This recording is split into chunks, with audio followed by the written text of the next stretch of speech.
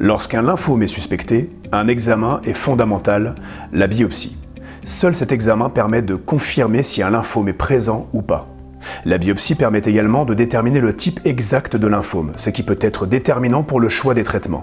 C'est donc une étape indispensable du diagnostic. Dans cette vidéo, nous vous expliquons ce qu'est une biopsie et comment elle permet d'établir le diagnostic. Une biopsie consiste à prélever un échantillon de tissu à l'intérieur du corps. Bien entendu, l'échantillon n'est pas prélevé au hasard. Il est choisi à un endroit où votre médecin pense que des cellules cancéreuses sont peut-être présentes.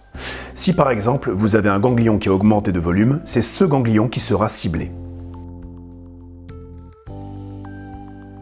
Si le ganglion suspect est facilement accessible, la biopsie s'effectue au cours d'une intervention chirurgicale. Le chirurgien retire alors le ganglion en entier. Dans les autres cas, la biopsie est réalisée par un radiologue avec une aiguille. Le radiologue guide l'aiguille avec un scanner et prélève un fragment de ganglion ou d'un autre tissu. Une fois la biopsie réalisée, le prélèvement est envoyé à un laboratoire spécialisé.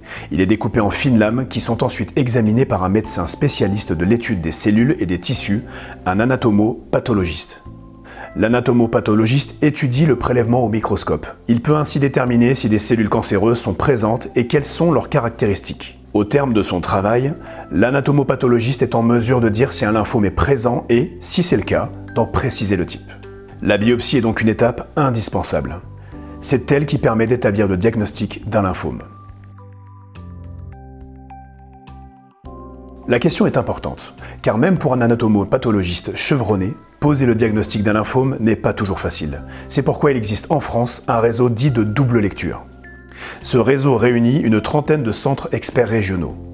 Lorsqu'un diagnostic de lymphome est posé par un anatomopathologiste, le prélèvement du patient est systématiquement envoyé à l'un de ces centres pour être examiné par un autre expert. Ce deuxième avis permet de confirmer le diagnostic. L'ensemble du processus prend forcément un peu de temps. Cela explique que le résultat de la biopsie est obtenu en moyenne au moins 2 semaines après le prélèvement. Le résultat de la biopsie est envoyé au chirurgien ou au radiologue, ainsi qu'à votre médecin traitant. Au cours d'une consultation, ils vont commencer à vous parler du diagnostic de lymphome.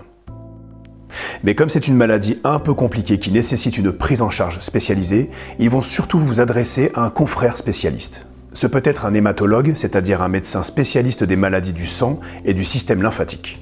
Ce peut être également un oncologue, c'est-à-dire un médecin spécialiste des tumeurs cancéreuses. Votre première rencontre avec le médecin spécialiste, l'hématologue ou l'oncologue, constitue ce que l'on appelle la consultation d'annonce. Lors de cette consultation, le spécialiste vous confirme le diagnostic. Surtout, il vous explique ce qu'il signifie. Il vous indique ce qu'est un lymphome et de quel type de lymphome vous êtes atteint.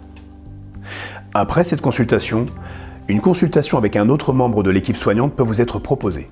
Cette consultation a lieu le plus souvent avec une infirmière ou un infirmier qui réexplique les informations données par le médecin et vous indique comment va s'organiser votre prise en charge.